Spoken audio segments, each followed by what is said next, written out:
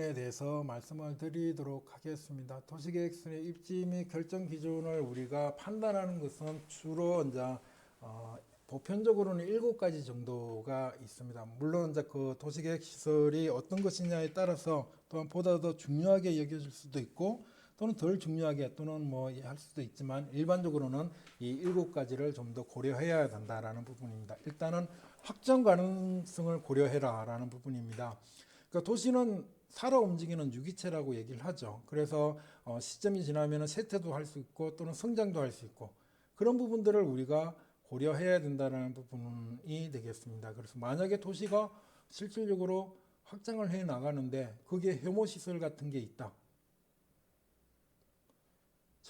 철거하기가 상당히 어렵거나 아니면 비용이 많이 드는 것이 입지하고 있다라고 그러면은 실질적으로는 상당히 그 도시 확장을 갖다 가로막는 요인이 될 수가 있잖아요.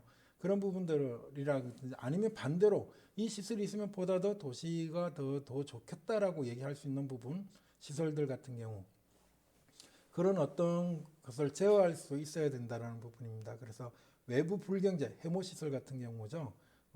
상충되어지는 기존 시가지와 입지를 배제를 시키고요. 외부 경제시설 같은 경우 플러스 효과를 주는 것은 우리가 기성 시가지에 인접해서 설치를 해가지고 도시계획을 시설을 설치하면 우리가 보다 더 확장이 하는데 용이해지고 또한 전체적인 공공복리의 정진의 파이가 더 커질 수 있다라는 부분에 대한 얘기 그리고 도시의 확장 가능성과 공간구조의 변화 가능성을 검토한다는 게 첫 번째 보편적인 기준이고요. 두 번째 보편적인 기준은 주변의 토지형 여건을 고려하라는 거죠. 그래서 요거는 이제 현재 상태죠. 앞에 첫 번째 기준은 이제 장래를 고려하라는 거고요. 미래를 고려하라는 거고 이번에는 현재 주변에 어떤 토지가 이용되고 있느냐에 따라서 시설 입지 및 설치를 결정해야 되는 거죠. 그래서 아파트 주변에 폐기물 처리 시설을 설치하면 어떻게 되겠어요? 주민들이 굉장히 많이 반대를 하고 오히려 그 주거 환경을 해치는 시설이 되는 거죠. 그렇기 때문에 거기는 상대적으로 폐기물 처리 시설 같은 경우에는 공업 지역이나 이런 어떤 현재 이용되고 있는 시설에 설치를 하는 것이 좋겠다라는 부분에 대한 얘기고요. 그리고 세 번째는 시민 접근성 제고를 하라는 거죠. 일반적으로 보게 되면 저기에 공원이 있는데 아무도 이용을 안 해. 그 관리도 제대로 안 되고 있어. 이것은 실제 그런 인프라 설치 비용이 낭비되고 있는 비효율적인 예죠.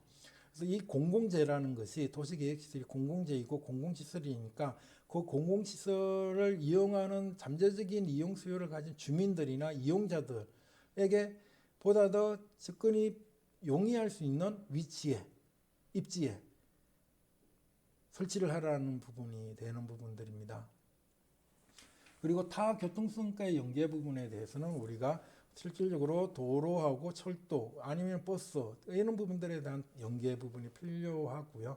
그 다음에 다섯 번째 얘기는 관련 계획과의 정합성이 돼야 된다는 거죠. 우리가 앞서 얘기한 상위계획이라고 볼 수 있는 게 강력도시계획, 도시기본계획이잖아요. 그리고 도시관리계획에서도 뭐가 있었어요? 용도지역이 있었고 지구단위 계획이 있었고 그죠? 그 다음에 개발제한구역에 대한 지정 및 해제도 있었고 도시개발사업도 있었고요. 또는 지구환경정비계획이라는 것도 있었죠.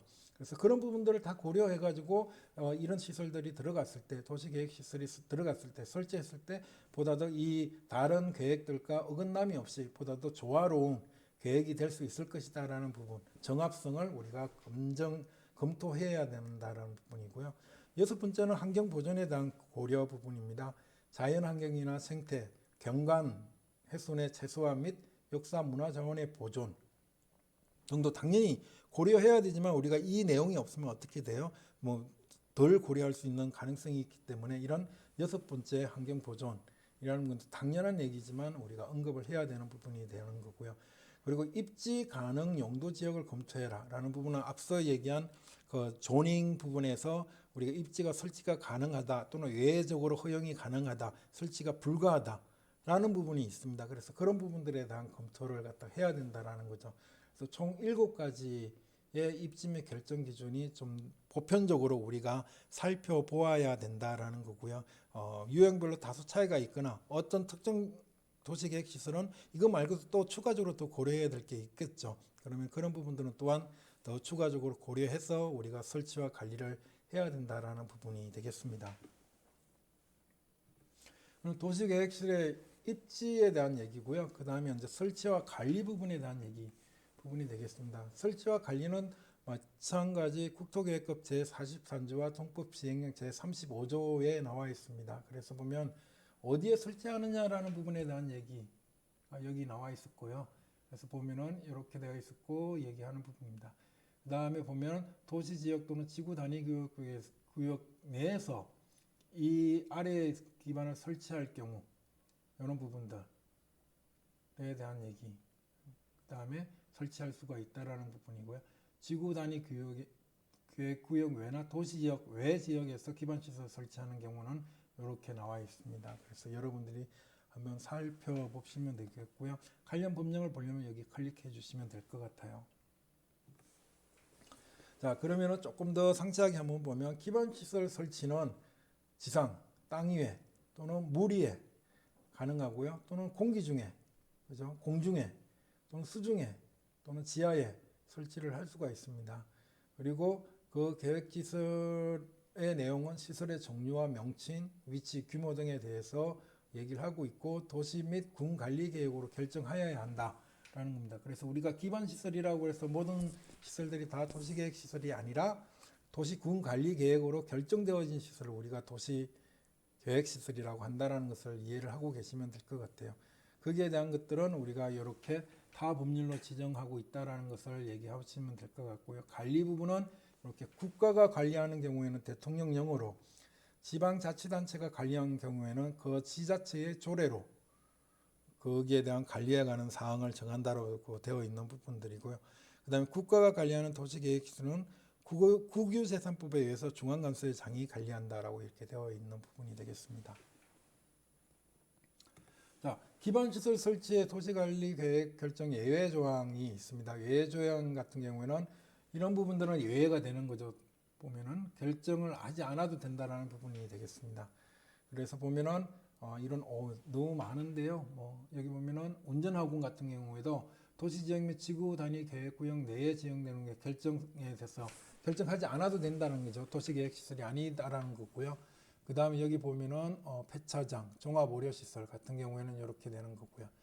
도시공원법에 의해서 점령 허가되는 공원 안의 기반시설입니다. 공원이 아니라 공원 안의 기반시설, 주차장 같은 게 되겠죠. 아니면은 그런 어떤 시설물들이 되는 부분들이고요. 그런 부분들은 우리가 지금 도시관리 결정을 할 필요가 없다라는 거고요. 도시공항터미널도 마찬가지고, 그리고 1,000제곱미터 이상의 소규모의 주차장 같은 경우, 그리고 대안학교나 특수학교 같은 경우에는 우리가 도시지역 또는 지구 단위 구역 내에서 설치되는 경우에는 뭘 따라요? 지구 단위 계획에 따라서 설치를 하면 되고요. 도시지역 내에서는 도시관리계획으로 결정하지 않아도 우리가 설치할 수 있다는 것을 얘기하는 거고요.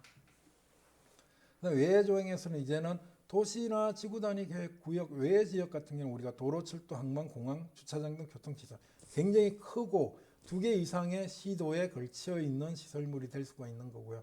또 보면은 도시 지역 바깥에 있는 광장이나 공원 같은 경우에는 우리가 도시 관리 계획으로 결정하지 않아도 되는 거고요. 주차장, 자동차 정류장, 광장, 유료 저장 및 석유 설비 등등에 대해서는 우리가 도시 지역 또는 지구 단위 계획 구역 외의 지역에서 이런 시설들이 설치될 경우에는 우리가 설치하고자 할 경우에는 도시 관리 계획으로 결정할 필요는 없다라는 것을 얘기를 하고 있습니다. 그다음에 설치 기준에 관한 규칙에 대한 얘기를 하도록 하겠습니다. 그러면 이거는 뭐냐면 앞서 얘기했던 것은 시행령에서 주로 있는 내용들이 되겠고요.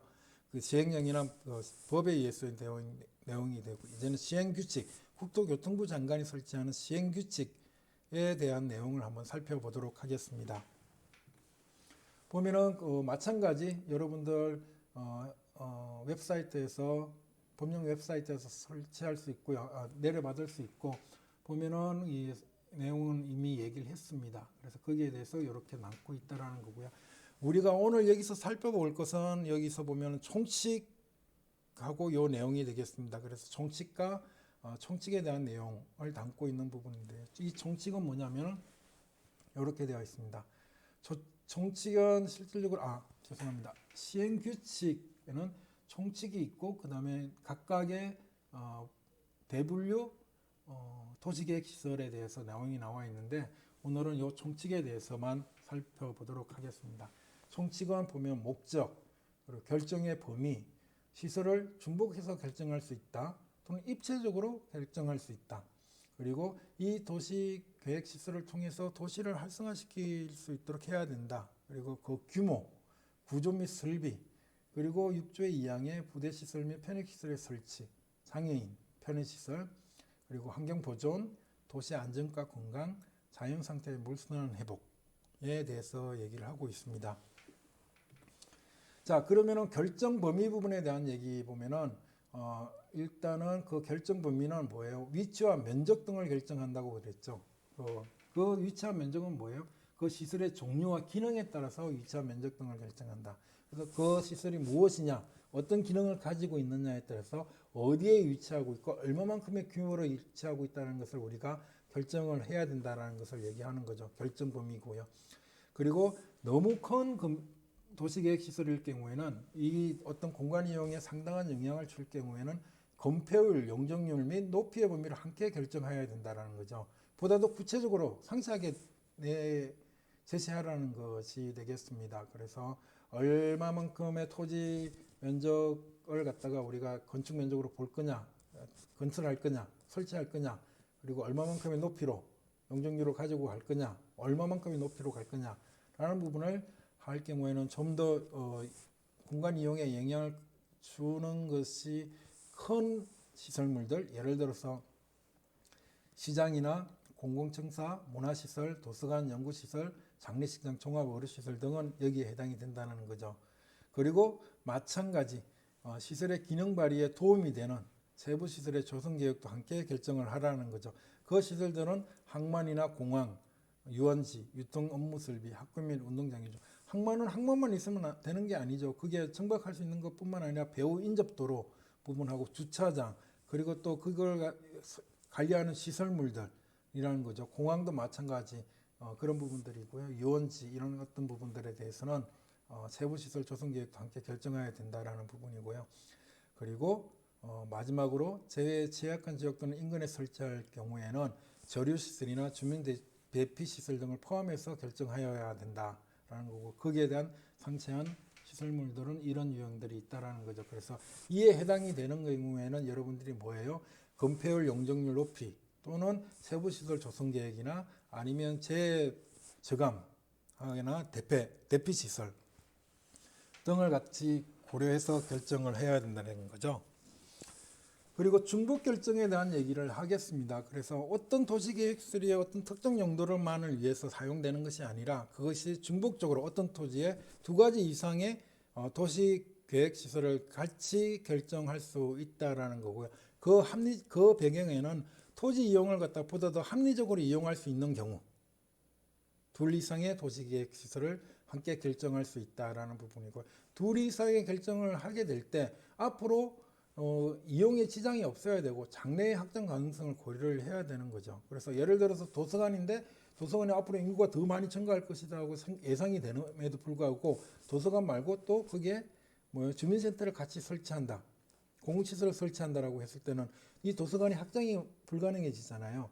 만약에 더욱더 확장이 될 것 같다라고 그러면은 중복 결정을 할 이유는 없다라는 거죠. 그래서 장래의 확장 가능성을 고려해서 만약에 그렇다고 하더라도 충분히 커버할 수 있는 면적이나 토지 또는 그 시설을 규모를 가지고 있다라는 경우에는 둘 이상 해서 중복 결정을 할 수가 있고요.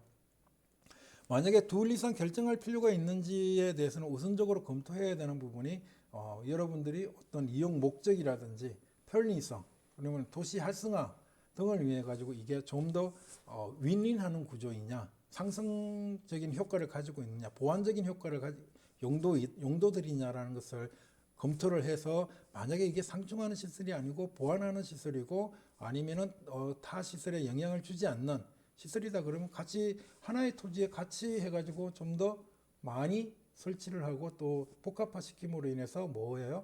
좀 더 많은 사람들이 이용할 수 있도록 하는 부분이라는 거죠. 그래서 이런 부분들에 대한 것을 고려해라라는 거죠. 도시계획시설을 설치할 때.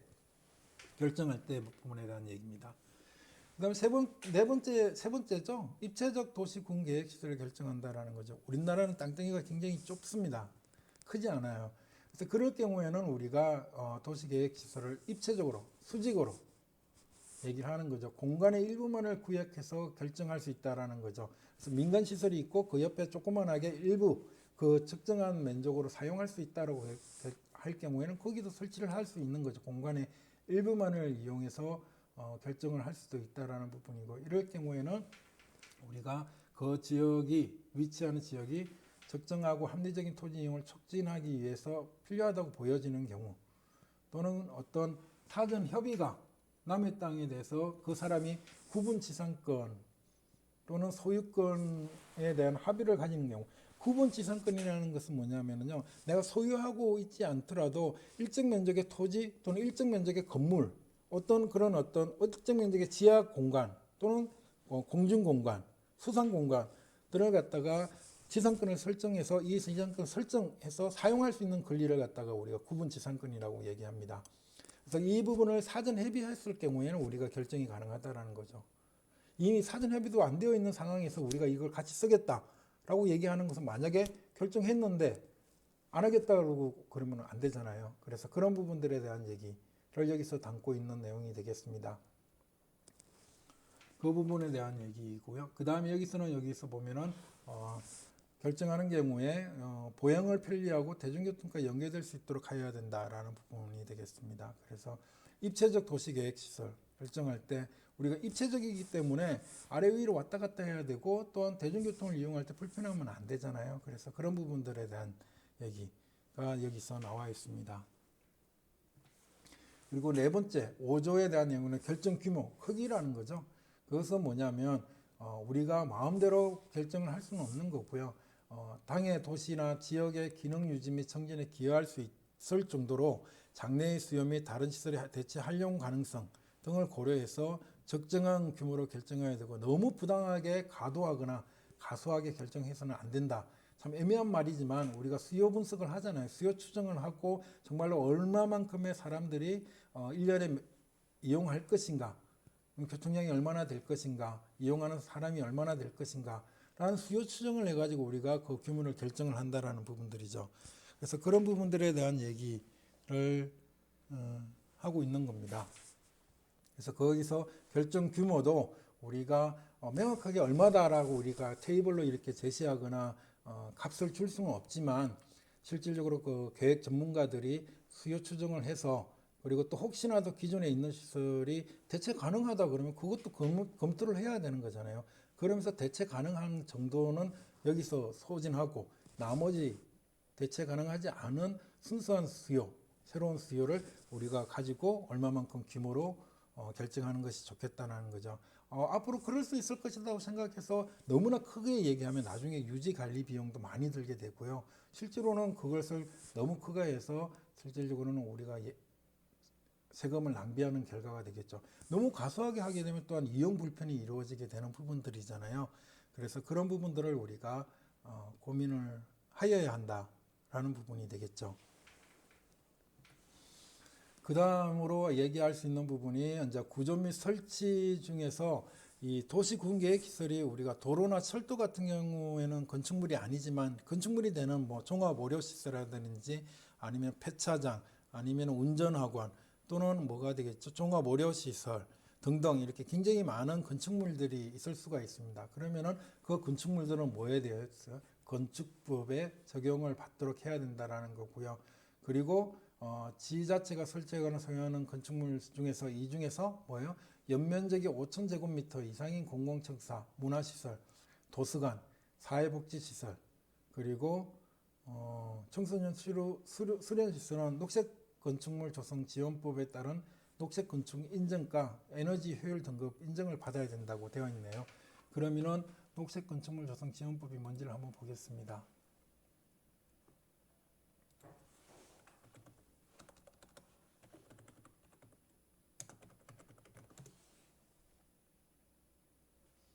녹색 건축물 지원 사업법이죠. 여기서 저탄소 녹색 성장 기본법이네요. 녹상 기본법에 따른 우리가 녹색 건축물의 조성에 필요한 사항을 규정한다라는 부분이고요. 본문을 한번 봐주시면 이렇게 나와 있습니다.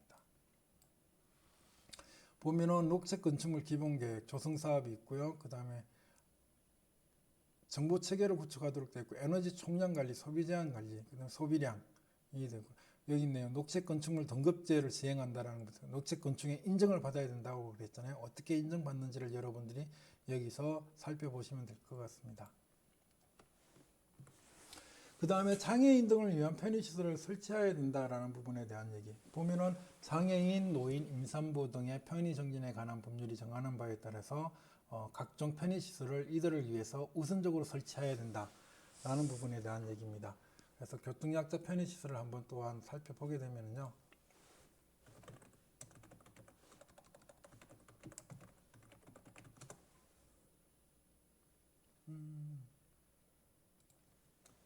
편의 정진 시설이죠.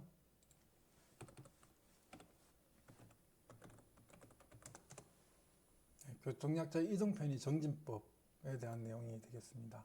그래서 보면은 교통약자에게 안전하고 편리하게 이동할 수 있는 교통수단, 여객시설, 도로의 이동 편의시설을 확충하고 보행 환경을 개선해서 사람 중심의 교통체계를 구축함으로써 교통약자의 사회 참여와 복지 증진에 이바지함을 목적으로 한다라는 내용이고요.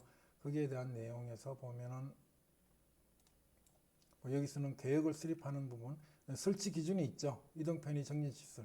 요 내용들을 우리가 우선적으로 고행해야 된다는 거고요. 보행 우선 구역에 대한 얘기도 있습니다. 그래서 주로 다루는 거는 여기서는 여기 내용을 갖다가 다루고 있습니다. 그리고 환경문화 경관의 보호라는 규정이 8조에 있습니다. 그래서 보면은 환경, 생태계 및 자연경관의 훼손을 최소화해야 된다. 역사적, 문화적, 향토적 가치가 있는 자원을 보존 육성할 수 있도록 계획시설을 결정해야 된다. 도시 경관을 형성하는 주요 요소로서 주변 지역의 경관을 선도할 수 있도록 결정해야 한다. 그리고 어떤 구조미와 시각적 연속 등과 경관 자원에 대한 조망을 확보하고 주변의 경관과 조화를 이루도록 결정해야 된다. 라는 부분을 갖다가 생각을 해주셔야 될 것 같습니다. 그 다음에 도시 안전 및 건강 부분에서는 재해로 인한 시설물의 피해를 최소화하고 주변 지역을 보호할 수 있도록 결정하고요. 범죄 발생을 줄일 수 있도록 설치하면서 주민의 육체적, 정신적 건강을 높일 수 있도록 설치해야 된다는 부분입니다. 그리고 자연상태의 물순환 회복에서는 불투수면에서 발생하는 빗물 유출을 최소화해서 자연상태의 물순환 회복에 이바지할 수 있도록 결정해야 된다라는 부분이 총칙에서 다루고 있는 내용 중에 하나입니다. 그 다음에 또 얘기할 수 있는 부분이 여기서 부대시설 및 편의시설의 설치 부분은 2014년 9월에 국토교통부가 시행 규칙을 개정을 했습니다. 여기서는 뭐냐면은 우리가 일반적으로 얘기하는 도시계획시설은 공공시설이기 때문에 부대시설이나 편의시설이 설치하게 되면 해당 이용하는 사람들은 유익하지만 실질적으로 보면 그 시설을 운영하는 사업자들 같은 경우는 오히려 특혜를 줄 수 있는 부분이죠. 그래서 그 특혜라는 비난과 비판 때문에 실질적으로는 이 부대시설이나 편의시설을 설치를 못했어요.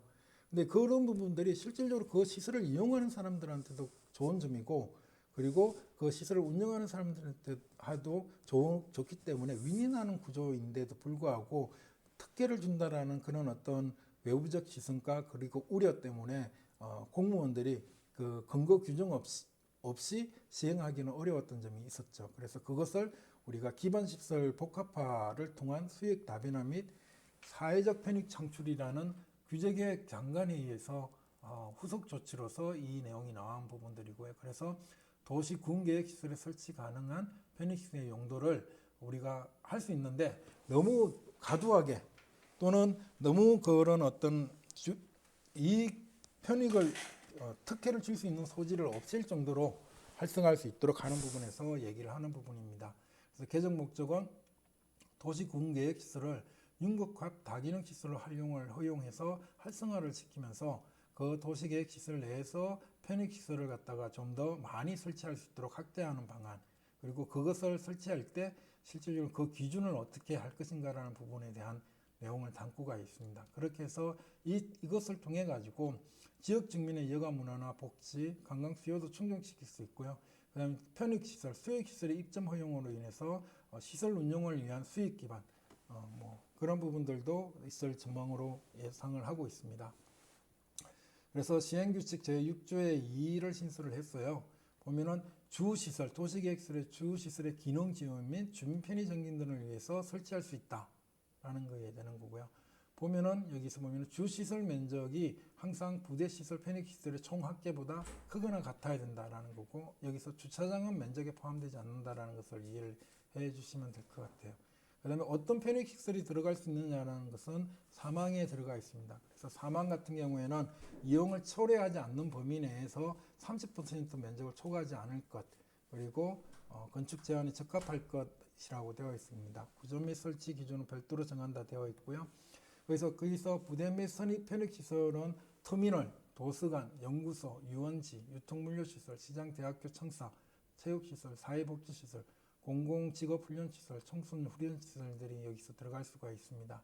그리고 허용 범위 같은 경우에는 이거는 어떤 도시계획시설들 내에서 들어갈 수 있다라는 거죠. 14종 기반시설. 그리고 그 종류가 뭐냐라는 것은 소극장, 어린이집, 탁구장이라든지 아니면 휴게음식점, 의원 등이고요. 영화관, 그리고 근린생활시설, 그리고 터미널에 대해서 얘기를 할 수 있는 거고요. 마찬가지 이런 시설들이 어떤 것들이 어디에 들어갈 수 있는가라는 부분에 대한 요 표가 나와 있습니다. 그래서 요 표의 내용을 보면서 나중에 편익시설, 부대시설을 어디에 어떤 도시계획시설에 설치를 할 수 있을까, 그리고 허가를 내줄 수 있을까라는 부분은 이 내용의 규정에 따른다라고 보시면 되겠습니다. 그 내용의 추가적인 내용이 이렇게 나와 있는 부분이 되겠습니다.